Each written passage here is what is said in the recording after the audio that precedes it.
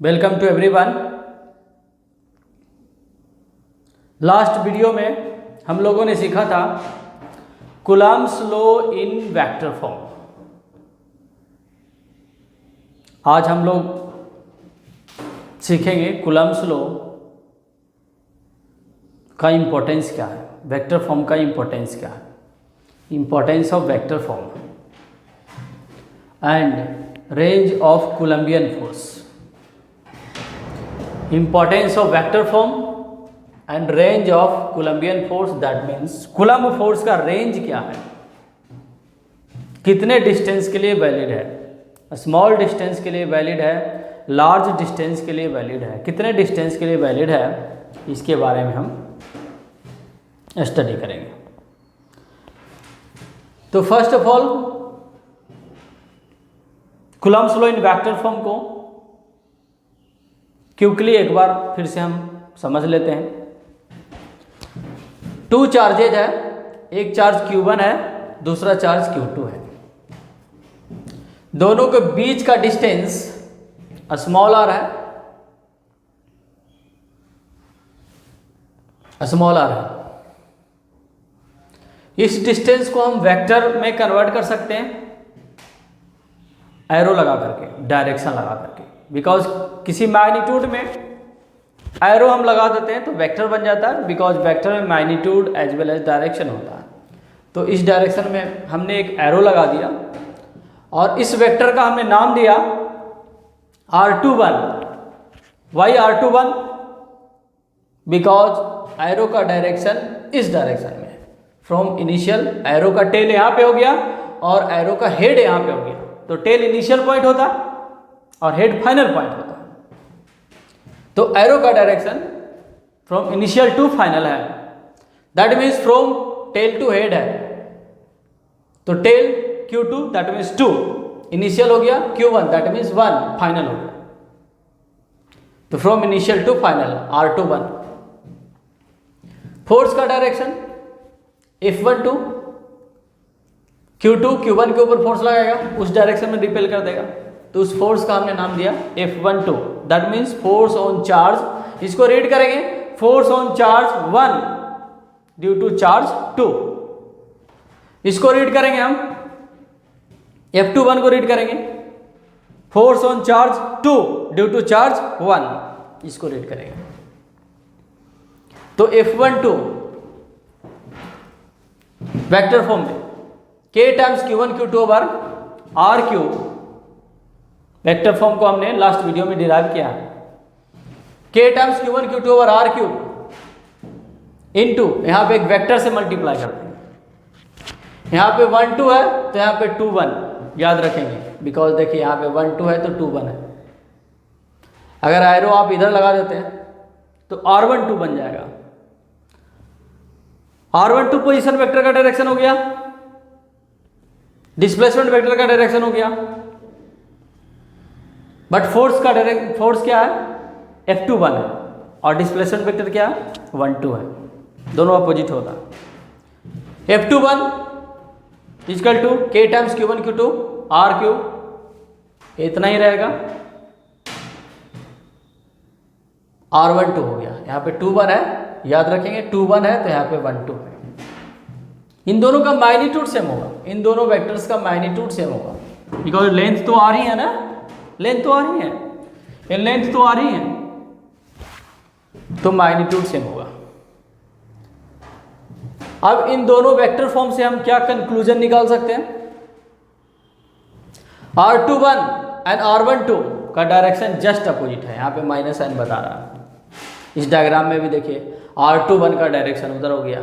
अगर इधर की बात करेंगे, चलो एरो लगा ही देते हैं, तो R21 उस डायरेक्शन में है, R12 जस्ट अपोजिट है, जस्ट अपोजिट है, -n ये बता रहा है। देयरफॉर जब ये जस्ट अपोजिट हो गया तो ये भी जस्ट अपोजिट हो गया, बिकॉज ये तो मैग्नीट्यूड है। Therefore F21 equal to minus of F12, this means that action equal to negative of reaction. Every action has equal and opposite reaction. This means that the two charges exert equal and opposite forces on each other. दो charge एक दूसरे पे equal and opposite force apply करता है, magnitude same होता है, direction opposite होता है. So Coulombian force obey Newton's third law of motion. Remember that Coulomb's law, gravitational force Newton's के थर्ड लॉ को ओबे करता, फॉलो करता. Second importance, as the Coulombian forces act along the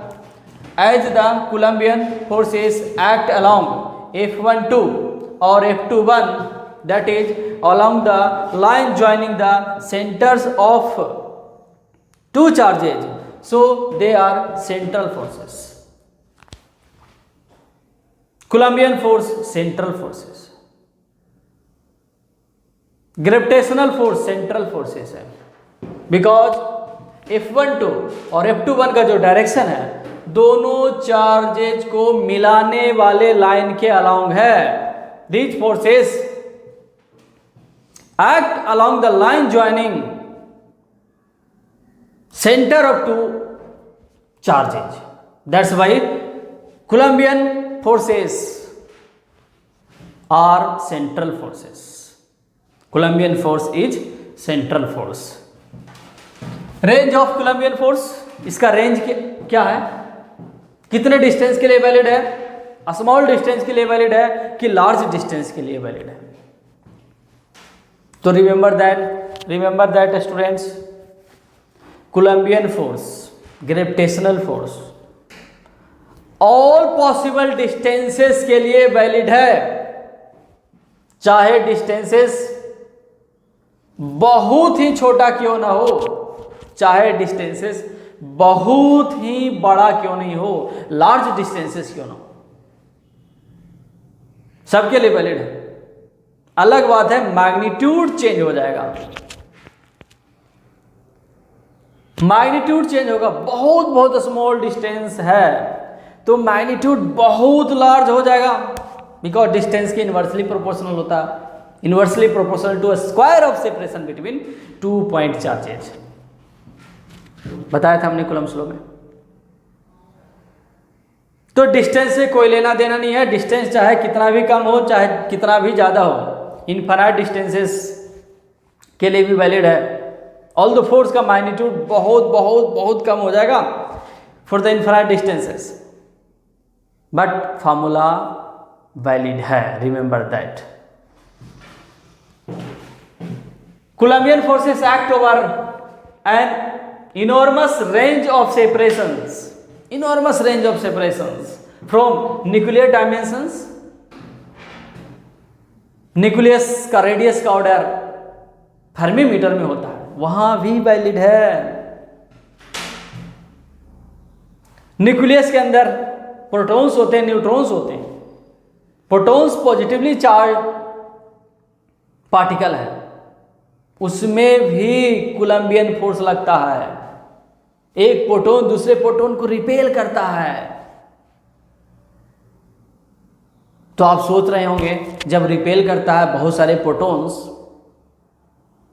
एक बहुत ही small space में, फिर कैसे situated है, न्यूक्लियस का कैसे फॉर्मेशन हुआ, न्यूक्लियस कैसे एग्जिस्ट कर रहा है. बिकॉज सेपरेशन बहुत कम है तो फोर्स तो ऑलमोस्ट इनफाइनाइट हो जाएगा, तो इनफाइनाइट फोर्स लग रहा है.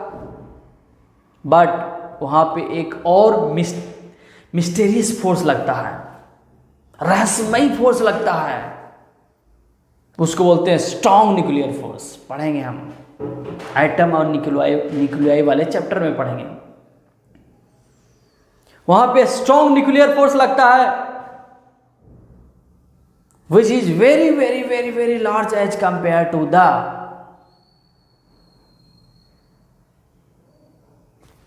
Coulombic force, repulsive Coulombic force. दो प्रोटॉन एक दूसरे को जो रिपेल कर रहा उसके रेस्पेक्ट में दो प्रोटॉन एक दूसरे को जो अट्रैक्ट कर रहा है, जिस फोर्स से अट्रैक्ट कर रहा है, जिस स्ट्रॉन्ग न्यूक्लियर फोर्स से अट्रैक्ट कर रहा है, उसका मैग्नीट्यूड बहुत ज़्यादा है. इसलिए उस रिपल्सन की वजह से एटम्स के एग्जिस्टेंस पे, स्टेबिलिटी पे असर नहीं पड़ता है। कहने का मतलब स्टूडेंट्स, कूलम्बिक फोर्स बहुत ही स्मॉल डिस्टेंस के लिए भी वैलिड है, बहुत ही लार्ज डिस्टेंस के लिए वैलिड है, remember that. Inverse square is valid over this range of separation to a high degree of accuracy. पूरे एक्यूरेसी के साथ अप्लाई होता है, चाहे डिस्टेंस स्मॉल हो चाहे लार्ज हो। एक सिंपल सा हम लोग न्यूमेरिकल देखेंगे, which is based on Coulomb's law in vector form. Important भी है, बहुत सारे स्टूडेंट को ये करने नहीं आता, लेकिन है बहुत इंपॉर्टेंट। बस इस फार्मूला को लिखने आपको आना चाहिए। F12 K Q1 Q2 R का cube, where small r is the separation between two point charges, into यहाँ पे लिखना 1 2 है तो यहाँ पे एक वेक्टर लिखना है R21, इसका उल्टा। यहाँ पे 2 1 है तो ये मैग्नीट्यूड इतना ही होगा K Q1 Q2 over R cube, और यहाँ पे क्या हो जाएगा, यहाँ पे 2 1 है तो यहाँ पे 1 2 हो जाएगा। बस इसी फार्मूला को अप्लाई करेंगे और एक न्यूमेरिकल सोल्व हो जाएगा। High important numerical. If Q1 equal to 5 coulomb, जिसका कोऑर्डिनेट है 1, 2, 0, किसी कार्टेशियन कोऑर्डिनेट सिस्टम में Q1 है 5 कूलम चार्ज है, जिसका कोऑर्डिनेट्स दैट मीन्स पोजीशंस बोले, पोजीशन 1, 2, 0 है। दूसरा चार्ज 10 कूलम का है, सेकेंड चार्ज का मैग्नीट्यूड 10 कूलम है, जिसका पोजीशन 3, 2, 4 है। देन F12 और F21 को फाइंड करना है। F12 and F21 equal to what, इसको आपको वेक्टर फॉर्म में बताना है। तो ये वेक्टर फॉर्म में ये फार्मूला हमने लिख दिया, F12 equal to K Q1 Q2 R का क्यूब R21 हो गया। यहाँ पे K का वैल्यू हमें पता है, Q1 Q2 गिवन है, R निकाल लेंगे हम। R निकालने के लिए हम R21 को निकालना होगा पहले। R21 लास्ट वीडियो में हमने बताया था, R21 इक्वल टू कैसे लिखेंगे, 2 इनिशियल है 1 फाइनल है, तो इसको लिखते हैं final minus initial. Final minus initial, 2 initial है, 2 point is the initial point, 1 point is the final point इसमें, तो फाइनल माइनस इनिशियल हो गया। R1 इक्वल टू क्या लिखेंगे, R1 इसमें I cap J cap K cap लगा देंगे। वेक्टर वाले चैप्टर में इसको हम बताते हैं, position vector. R1 1 I cap, X होता है, Y होता है, Z होता है, तो X में I कैप लगाते हैं, Y में J कैप, Z में K कैप, तो 1 I cap 2 J cap 0 K cap, R1 हो गया R1 vector. R2 vector same as यहाँ से 3 I cap plus 2 J cap plus 4 K cap, ये R2 वेक्टर हो गया। R21 लिखना है R1 minus R2, that means R1 minus R2, R21 लिखना है R1 minus R2, R1 minus R2, sorry R1 minus R2 करेंगे, इसमें से इसको सब्ट्रैक्ट करेंगे तो बस यहाँ माइनस आना जाएगा। हमने इसमें से इसको सब्ट्रैक्ट कर दिया, इसमें से इसको सब्ट्रैक्ट कर दें, 1 I कैप, यहाँ पे R1 माइनस R2 है, R1 minus R2, 1 I cap minus 3 I cap, तो माइनस 2 I कैप आ जाएगा, ये तो 0 ही आएगा। 0 K cap minus 4 K cap, तो यहाँ पे माइनस साइन आ जाएगा, बस केवल माइनस का डिफरेंस होगा। आप यहाँ माइनस लिख भी सकते हैं, प्लस भी लिख सकते हैं, 0 में माइनस लिखिए या प्लस लिखिए, कोई अंतर नहीं पड़ता। ओके, R21 का मैग्नीट्यूड है, R21 वेक्टर का मैग्नीट्यूड है, तो मैग्नीट्यूड कैसे निकालेंगे, किसी वेक्टर का मैग्नीट्यूड कैसे निकालते हैं, under root square of coefficient of I cap square of coefficient of J cap plus square of coefficient of K cap. I cap का कोएफिशिएंट का स्क्वायर कर देंगे, -2 का स्क्वायर 2 का स्क्वायर बात बराबर है, -4 का स्क्वायर 2√5 आ गया। तो F12 इक्वल टू, ये फॉर्मूला लगा दें, K Q1 Q2 R का क्यूब, ये R 2√5 का क्यूब, R21 यहाँ पे माइनस साइन आ जाएगा, minus minus. Similarly F21 F12 के अपोजिट होगा, या यूँ कह लो R21 R/2 में जस्ट माइनस साइन का डिफरेंस होता, तो यहाँ पे माइनस लगा देंगे एक्स्ट्रा, तो ये प्लस हो जाएगा। This is the simple example, आप इसको एक बार बना लेंगे, कर लेंगे, इम्पोर्टेंट है, इस टाइप के न्यूमेरिकल्स कंपटीशंस में पूछ लेते हैं। Okay, thanks for watching my video.